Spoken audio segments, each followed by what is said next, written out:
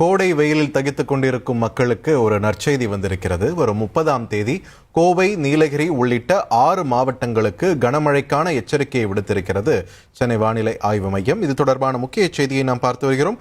தொடர்ந்து கூடுதல் விவரங்களோடு இணைகிறார் எமது செய்தியாளர் ரமேஷ். வானிலை ஆய்வு மையம் வெளியிட்டிருக்கக்கூடிய தகவல்கள் என்னென்ன விரிவா பதிவு பண்ணுங்க.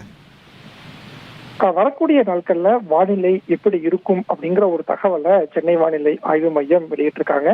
அந்த தகவல்ல தான் ஏப்ரல் 30ஆம் தேதி நீலகிரி, கோயம்புத்தூர், ஈரோடு, சேலம், தர்மபுரி மற்றும் கிருஷ்ணகிரி மாவட்டங்கள்ல ஓரிரு இடங்கள்ல இடி, மின்னல் மற்றும் பலத்த காற்றுடன் கூடிய மழைக்கான வாய்ப்பு இருக்கு அப்படிங்கிற தகவலை வானிலை ஆய்வு மையம் தெரிவிச்சிருக்கிறாங்க. அதே மாதிரி வரக்கூடிய நாட்கள்ல தமிழகத்துல அதிகபட்ச வெப்பநிலை ஓரிரு இடங்கள்ல இயல்பில் இருந்து 2 டிகிரி செல்சியஸ் வரை உயர்ந்து காணப்படும் அப்படின்னும், ஏனைய தமிழகம், புதுவை மற்றும் காரைக்கால் பகுதிகளில் இயல்பை ஒட்டியே வெப்பநிலை இருக்கும் அப்படிங்கிற ஒரு தகவலையும் வானிலை ஆய்வு மையம் தெரிவிச்சிருக்கிறாங்க.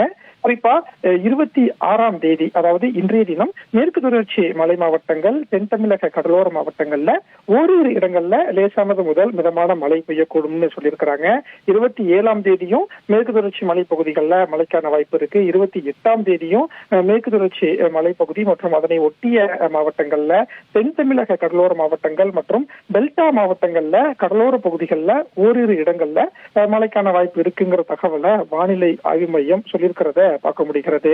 அதே மாதிரி தமிழகத்தின் தலைநகரான சென்னையில வானிலை எப்படி இருக்கும் அப்படின்னா, சென்னையில இன்றைய தினம் ஓரளவு வானம் மேகமூட்டத்துடன் காணப்படும் என்றும், அதிகபட்ச வெப்பநிலையாக 36 முதல் 37 டிகிரி செல்சியஸ் இருக்கும் அப்படின்னும், குறைந்தபட்ச வெப்பநிலையாக சென்னையில 27 இருந்து 28 டிகிரி செல்சியஸ் எதிர்பார்க்கலாம் அப்படிங்கிற ஒரு தகவலையும் சென்னை வானிலை ஆய்வு மையம் சொல்லியிருக்கிறாங்க.